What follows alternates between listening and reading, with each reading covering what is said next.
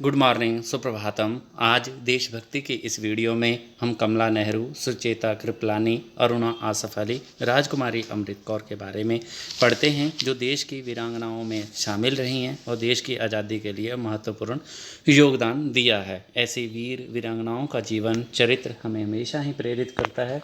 सर्वप्रथम देशभक्त क्रांतिकारी कमला नेहरू वीरांगना के बारे में हम पढ़ते हैं। कमला कौल नेहरू स्वतंत्रता आंदोलन में महिलाओं की भागीदारी बढ़ाने वाली एक प्रसिद्ध महिला स्वतंत्रता सेनानी थी। वे भारत के प्रथम प्रधानमंत्री जवाहरलाल नेहरू की पत्नी थी। स्वाधीनता आंदोलन के दौरान उन्होंने नेहरू जी का साथ बखूबी निभाया और कई मौक़ों पर आंदोलन में भाग भी लिया। सन 1921 के असहयोग आंदोलन के साथ वे स्वाधीनता आंदोलन में कूदी। इस आंदोलन के दौरान उन्होंने इलाहाबाद में महिलाओं का एक समूह गठित किया तथा विदेशी वस्त्र और शराब की बिक्री करने वाली दुकानों का घेराव किया। उनके अंदर गजब का आत्मविश्वास और नेतृत्व की क्षमता थी, जिसका परिचय उन्होंने आज़ादी की लड़ाई के दौरान कई बार दिया। स्वाधीनता आंदोलन के दौरान अंग्रेजी सरकार ने उनकी गतिविधियों के लिए उन्हें 2 बार गिरफ्तार भी किया। जब गांधी जी ने 1930 के नमक सत्याग्रह के दौरान दांडी यात्रा की, तब कमला नेहरू ने भी इस सत्याग्रह में भाग लिया। कमला एक निडर महिला थी। 1930 में जब कांग्रेस के सभी शीर्ष नेता जेलों में बंद थे, तब उन्होंने राजनीति में जमकर रुचि दिखाई, महिलाओं को संगठित करने का काम किया। उनके नेतृत्व में आज़ादी के आंदोलन में समूचे देश की महिलाएं सड़कों पर उतर पड़ी। अग्रिम हमारी वीरांगना देशभक्त क्रांतिकारियों में सुचेता कृपलानी जी का नाम आता है। तो आओ हम इनके जीवन के बारे में थोड़े से विचारों को पढ़ते हैं, साझा करते हैं। 21 वर्ष की उम्र में कॉलेज की पढ़ाई पूरी करने के बाद सुचेता ने भारतीय स्वतंत्रता आंदोलन में कूदने का मन बना लिया था, परंतु दुर्भाग्यवश उनके पिता और बहन की मृत्यु हो जाने के कारण परिवार चलाने की जिम्मेदारी उनके कंधों पर आ पड़ी। चाहे कितनी भी विपरीत परिस्थिति आई, पर उन्होंने देशभक्ति के अपने जुनून और देश को आज़ाद कराने के लक्ष्य को हमेशा अपने दिल में बनाए रखा।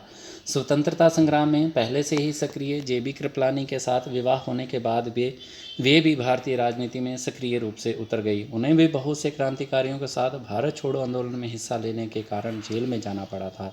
महिला उत्थान के प्रयासों में उनका भी नाम हमेशा लिया जाएगा, क्योंकि वे यह अच्छी तरह समझती थी कि जब तक हमारी महिलाएं जागरूक नहीं बनेंगी, तब तक हमारा समाज भी पूरी तरह जागरूक नहीं हो पाएगा और हम एकजुट होकर स्वतंत्रता के लक्ष्य को हासिल नहीं कर पा सकेंगे।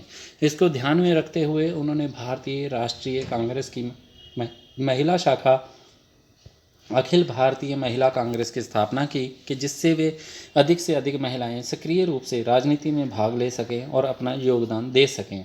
तो सुचेता कृपलानी जी 25 जून 1908 से 1 दिसंबर 1974 तक इस धरा पर इस आज़ादी के उत्सव में रही।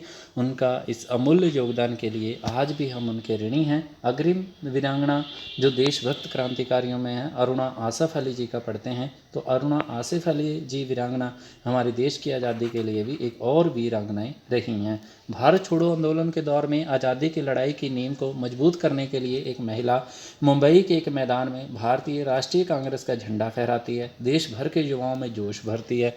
इस आंदोलन से आखिरकार देश को आज़ादी मिल ही जाती है। ये महिला अपनी पढ़ाई लिखाई पूरी हो जाने के बाद गोखले मेमोरियल कॉलेज में अध्यापिका रही और शिक्षण का काम किया। बाद में स्वतंत्रता सेनानी बनी। ये प्रसिद्ध स्वतंत्रता सेनानी अरुणा आसिफ अली थी। 1930 में नमक सत्याग्रह के दौरान अरुणा ने सार्वजनिक सभाओं को संबोधित किया, जुलूस निकाला। ब्रिटिश सरकार ने उन्हें गिरफ्तार कर 1 साल के लिए कैद कर दिया। गांधी इरविन समझौते के बाद सभी राजनीतिक बंदियों को रिहा किया गया, पर अरुणा को नहीं। उनके लिए जन आंदोलन हुआ और ब्रिटिश सरकार को झुकना पड़ा। 2 साल बाद फिर से गिरफ्तार कर उन्हें जेल में रखा गया। जेल में कैदियों के साथ हो रहे बुरे बर्ताव के विरोध में अरुणा ने भूख हड़ताल की। इससे कैदियों को काफ़ी राहत मिली। जब अंग्रेजों भारत छोड़ो प्रस्ताव पारित हुआ, उसके अगले दिन आज़ादी की लड़ाई में शामिल सभी बड़े नेताओं को गिरफ्तार कर लिया गया। तब अरुणा ने मुंबई में झंडा फहराकर आंदोलन को संभालने का बीड़ा उठाया।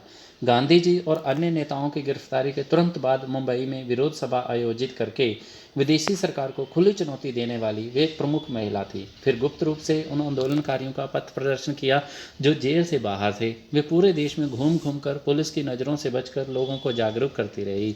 अंग्रेजी सरकार ने उनकी संपत्ति को जब्त करके बेच दिया। सरकार ने उन्हें पकड़ने के लिए 5,000 रुपये के इनाम की घोषणा की। आज भी दूर दराज क्षेत्रों में हमारे देश की महिलाएं सामाजिक और राजनीतिक तौर पर उतनी सशक्त नहीं हैं। सोचो उस समय अरुणा आसिफ अली ने कितनी विपरीत परिस्थितियों का सामना करते हुए भारत माता के लिए स्वतंत्रता सेनानियों के साथ कंधे से कंधा मिलाकर अपना सर्वस्व त्याग कर अपना जीवन देश के लिए लगा दिया था। हमारे देशभक्त क्रांतिकारियों में अगली वीरांगना का नाम है राजकुमारी अमृत कौर। तो अमृत कौर जी के बारे में हम पढ़ते हैं। कपूरथला पंजाब के राजसी परिवार में पैदा हुई और स्कूल के दौरान हॉकी और क्रिकेट की शानदार खिलाड़ी रही राजकुमारी अमृता कौर को माता पिता ने उच्च शिक्षा के लिए ऑक्सफोर्ड यूनिवर्सिटी भेज दिया था। ब्रिटेन से पढ़ाई पूरी कर जब वे भारत लौटी तो यहाँ पर ब्रितानी हुकूमत के अत्याचार देखकर उद्वेलित हो उठी। उनके माता पिता नहीं चाहते थे कि वे आज़ादी की लड़ाई में भाग लें, परंतु राजकुमारी अमृत कौर के देश के लिए कुछ करने के लिए अपना मन बना चुकी थी। 1919 में जलियांवाला बाग हत्याकांड हुआ। उसके बाद राजकुमारी अमृत कौर ने ठान लिया कि स्वतंत्रता संग्राम में आकर रहेंगी।